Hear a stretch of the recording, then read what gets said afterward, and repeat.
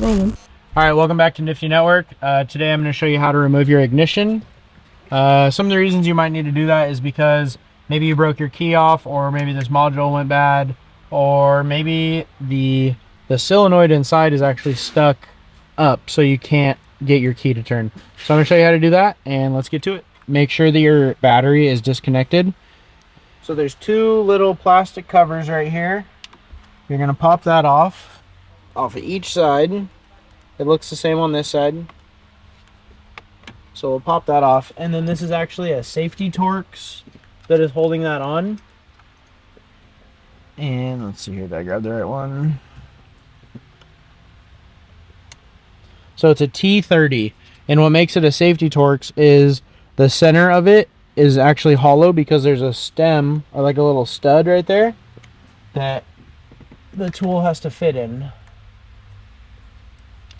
So we'll get that. We'll get my little adapter on there. And these strip really easily. So make sure when you're doing this, you have the tool going straight into the bolt. There you go. And here you can kind of see it a little better now. So see how it has the center like spike or stud, whatever you want to call it. These are also Loctited. That's why it sounds so aggressive coming out. So that side's done. And now this side, same thing. Pull that out. And that's all that holds the airbag on. So you're gonna pull this back. And I like to rotate it like this, just so you can kind of see the cables in there. They got hooked on that little tab right there. So we'll move this way. And then I get a pick, and before you do this, I'll say it again, make sure that your battery is disconnected. And on the orange plug, there's a little opening right there. I don't know if you can see it, but there's a little opening. I'll push the pick in there and then just walk that back up like that, and then I'll get under it with the pick and pop that off, and then go to the yellow one. It doesn't matter if you do yellow or orange first. And once that's released like that, just pop that up. And there you go. All right, so now that we have the airbag off, make sure that the two leads that go into the airbag are out of this little slot right here. We're gonna move this wire up, and then I have a pick. I'm gonna push on the little tab right there, and then that gets unplugged. And then we'll move this back down right there, and we'll grab a 19. So what I like to do is hold the steering wheel so that it doesn't shake and vibrate on you. Break that loose and get it so that the nut is still on there. And the reason I say that is so that you keep your teeth. And what I mean that is, I've been pulling on these things before and then they finally give. If it's really hard, so like this one's really hard, I'd for sure smack myself in the face with it. So it's not coming off. What I like to do is I'll pull on the bottom. It doesn't matter, bottom, top, wherever. I pull on this side, and whatever side I'm pulling on, hit on the opposite side. So just tap it there, and then it will come loose like that. So I left the nut on there so that when you're tapping it, it doesn't pull super hard in case these hook on anything. So now that that's off, it's released off the steering shaft, you can kind of just slide that off. And you can also put the two leads from the airbag through that hole. And the reason you do that carefully is because this is your clock spring, and that is very, very sensitive also. And this is just for install purposes. This kind of like a little side note. There's a hole right here, right there. That guy. Make sure when you're putting your steering wheel on, there's a line on the steering shaft, and then there's also a line in your steering wheel. You want to make sure that that lines up with that, and that also this little nipple right here lines up with that hole. But you can't really see that hole unless you look at an angle at it. So just make sure that that is lined up with that, because I'm assuming if you're taking your steering wheel off, you're going to be putting it back on. So all right, so on to the next part of this. You gotta get a Phillips head screwdriver, and the adjuster right here for your steering shaft. I open that, and then there's a hidden Phillips head in there. You kind of just feel around until you get in that hole, and so I felt my screwdriver lock in there. So we'll start loosening that. There's one in the front right here and right there, and then there's one in the back still. So we'll do the back one first. So there's 4 total. Sometimes they get stuck in the plastic. If you can feel that it's really loose, it'll come out. There you go. And then this one's a little easier to get to. And when I pull this piece off, I'll show it to you better. All right, so now we have all those screws off. You're gonna wanna get a little flathead right there and just stick it in between this ring and then turn it sideways. Don't pry super hard because it'll come off and you don't wanna break that. So that comes off, and basically what holds this in is it's like a tapered fitting, so it's just pressure that holds that in. And then we're gonna come up to here and just kind of push down a little. If it's too tight, don't force it.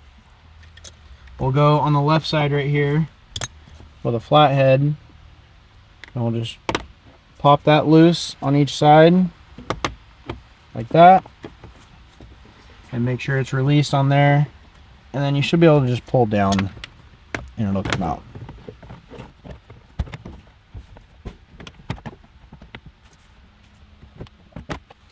So there you go, the 2 screws that we were finding earlier. This is where that adjuster handle is. It's actually hidden. It'll sit, the handle sits right there, so you won't see it unless you know about it. So there's one there, there's one there, and there. So 4 total. To get the speedometer removed, we got that piece off of here, and then we're gonna grab a 10mm. I like to use the 10mm wobbly. This guy is my favorite thing. And you're gonna see 4 bolts going up. There's one there. Sorry if I'm blocking you. And then there's another one there. Then we'll go to the other side. All right, so now we are on the driver's side of the car or the steering column.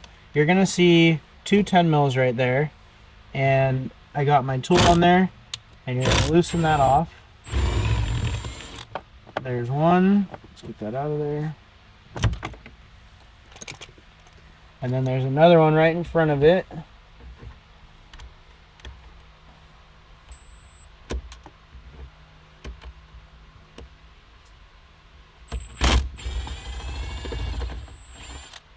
Okay, so that is out now. So now we have all 4 of those out. You're gonna lift straight up on this, and if it's binding, push that down, and then this will come out, and there's gonna be a cable on the back that we will undo. All right, so once you have that released, I kind of just rock that forward, push that tab, get that out of there, and there you go. All right, so now that we have the speedometer off, we can work on the clock spring and the turn signal and these little guys right here. So this isn't necessary. I'm just going to show you this for knowledge purposes. There's 2 tabs on these, and if you press them, you can actually pull these out like that. A lot of people don't know that these can be removed, but you can. Now we're going to come to the bottom. It's kind of hard to see, but you're going to see a gray plug and you're going to see a yellow plug. You want to do the gray plug first because the gray plug actually locks in the yellow plug. So you can't do the yellow one unless the gray one is done first. Okay, so we got both of those undone. There's 3 plugs on that, and then there's going to be 2 Phillips heads.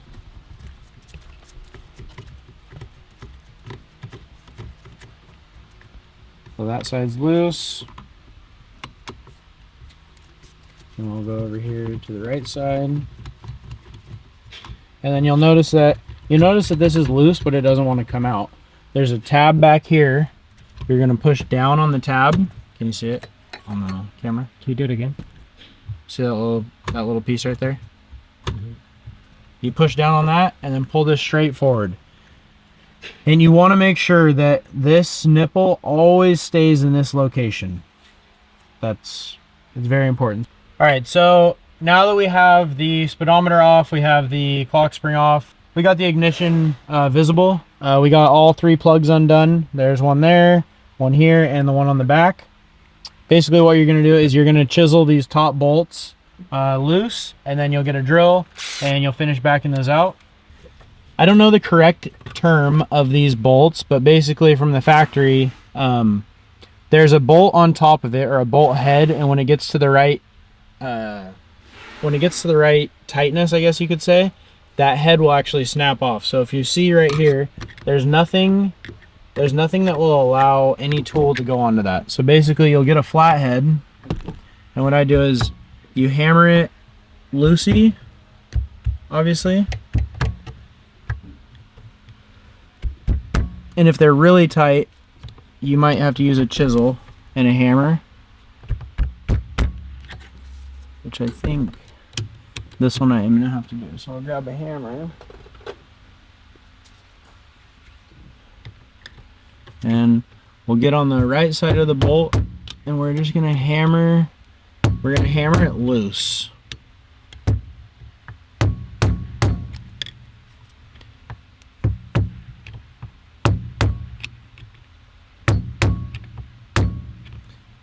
It will take a few times. I mean, you have to realize what you're working with here.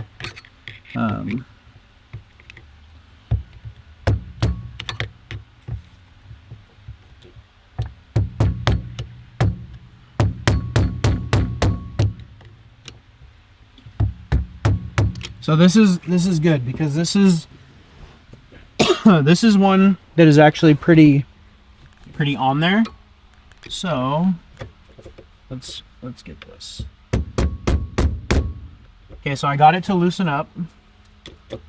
If you want to look right here, when it gets to this amount of looseness, whatever you want to call it, to where you can move it with like the flathead like that, don't do that one all the way. You're going to want to go to the other side.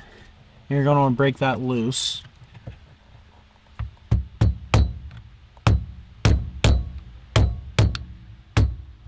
This one is being a pain. Okay, so I saw it move a tiny bit there. Okay, so it finally broke loose, and I can move that bolt with the flathead.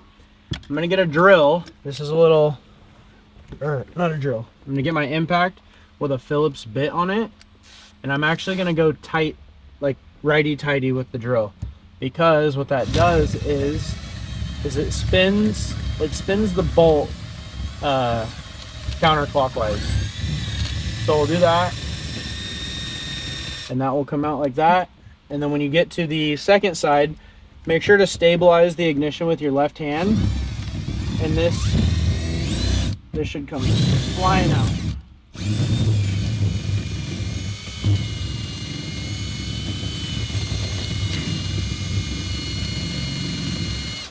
Okay, so there you go.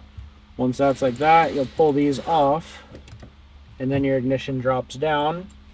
There's gonna be a plug on the back right there. Unplug that, rotate it to you, and then there's 2 other plugs, so 3 in total for your ignition. And then there you go. And I believe, let's see here, the thread holes on these, so say if you're replacing it, it's not going to be factory, but if you need to hold it, because you're not going to be able to tighten those bolts that we just hammered out, you're not going to be able to tighten that back down with those. So you'll take your 12, or take a 12, the 12 fits in there. So there you go. Just a factory 12mm head will hold this on.